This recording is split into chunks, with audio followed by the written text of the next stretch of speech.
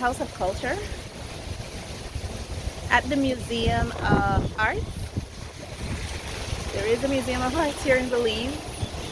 It just recently opened, I think about 2 or 3 months ago. Yeah.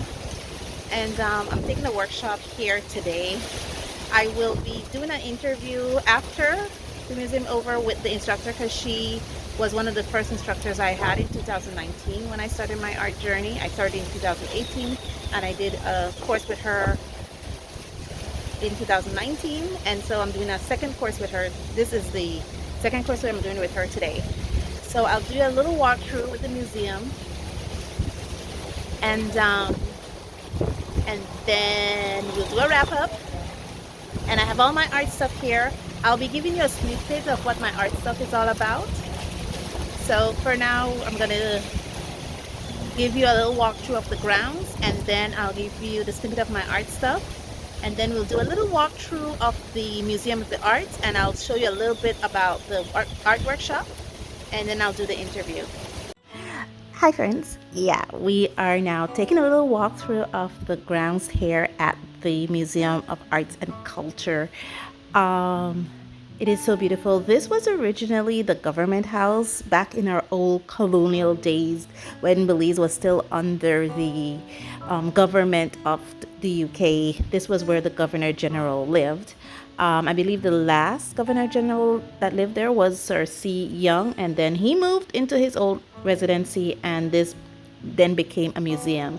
This is the Baron Bliss boat. I forgot the name of this boat, but it belonged to Baron Bliss. He was one of the barons that donated to the country of Belize, and so we honor him. And there I'm showing you the cannons that was involved in the Battle of St. George's Key. You will be hearing a lot about that battle in September. Okay, so I'm going back now to show you more about this boat.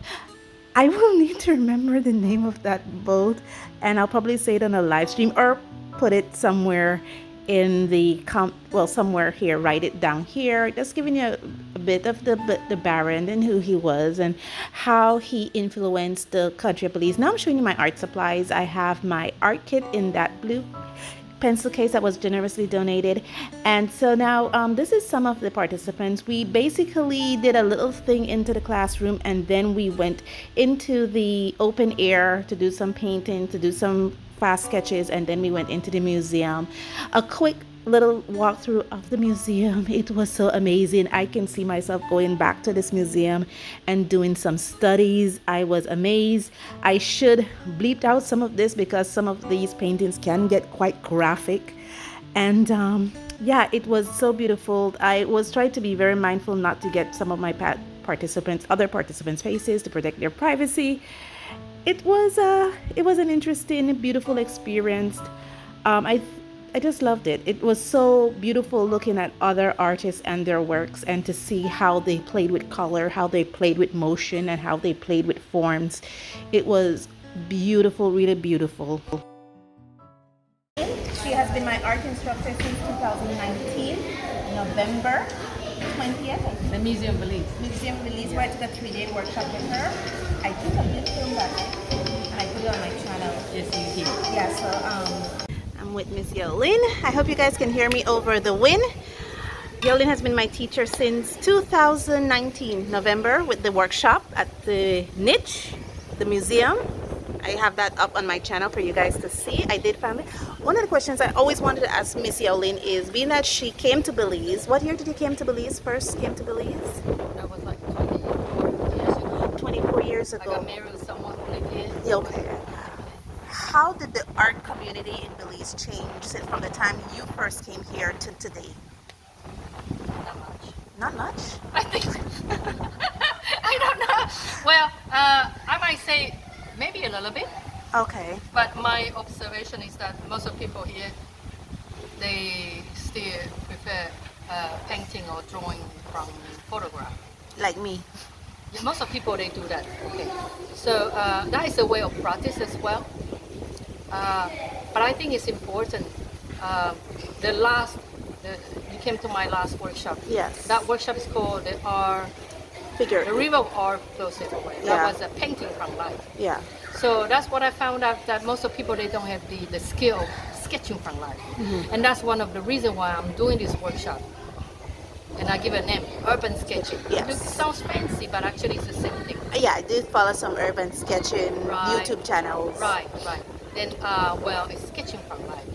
Basically, it's painting, working from life, Yeah. from direct observation, like what we did today. Yeah. And then I think for the last few years, Uh-huh.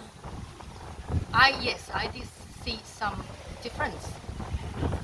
Not a lot, but I think most of the people there are afraid. Yeah. They are afraid how people might think about their work if they are working on the street or somewhere. I think that is the main reason, because they are not confident enough. And then the reason why they are not confident enough is because they are not used to the way how they work. Okay. Usually they work inside their house, their studio, with a photographer, so it's pretty isolated. But once you are outside, it's overwhelmed. You see everything. Like now we are And by you the seaside. experience everything. Right, we're by the outside. We hear the wave, Yeah. wind, the sun. When it's raining, you feel the water. Yeah. And you feel someone if someone's next to you. Yeah. When there's a lot of people, you feel the energy, a lot of crowd. So those are the distractions, you know. But for me, those are the excitement.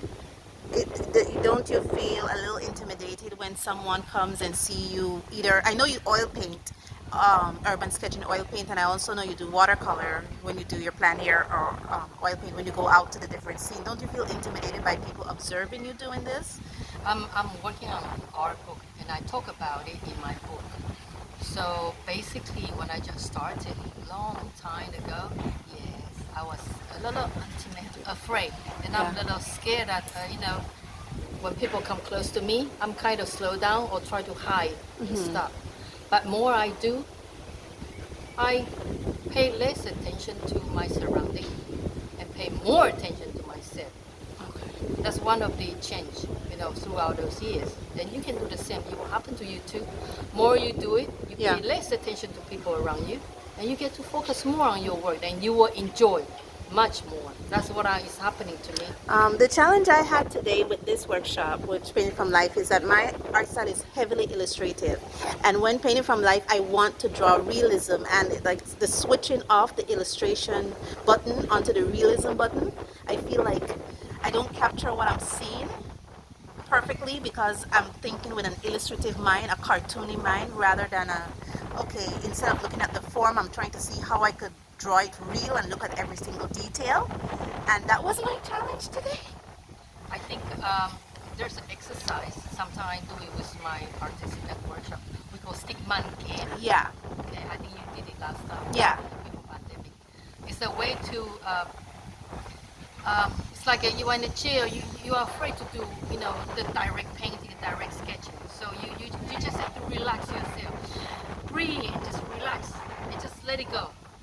So when I live in the time, like usually when I do this, my participant, I say 5 seconds, 10 seconds, they don't get to think because you think too much, right? When you think, everything slows down and it gets in your way.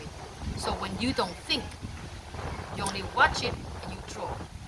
The time when I'm counting down 5, 4, 3, you don't get to think. Yeah. You draw right away, and that's what you have to do.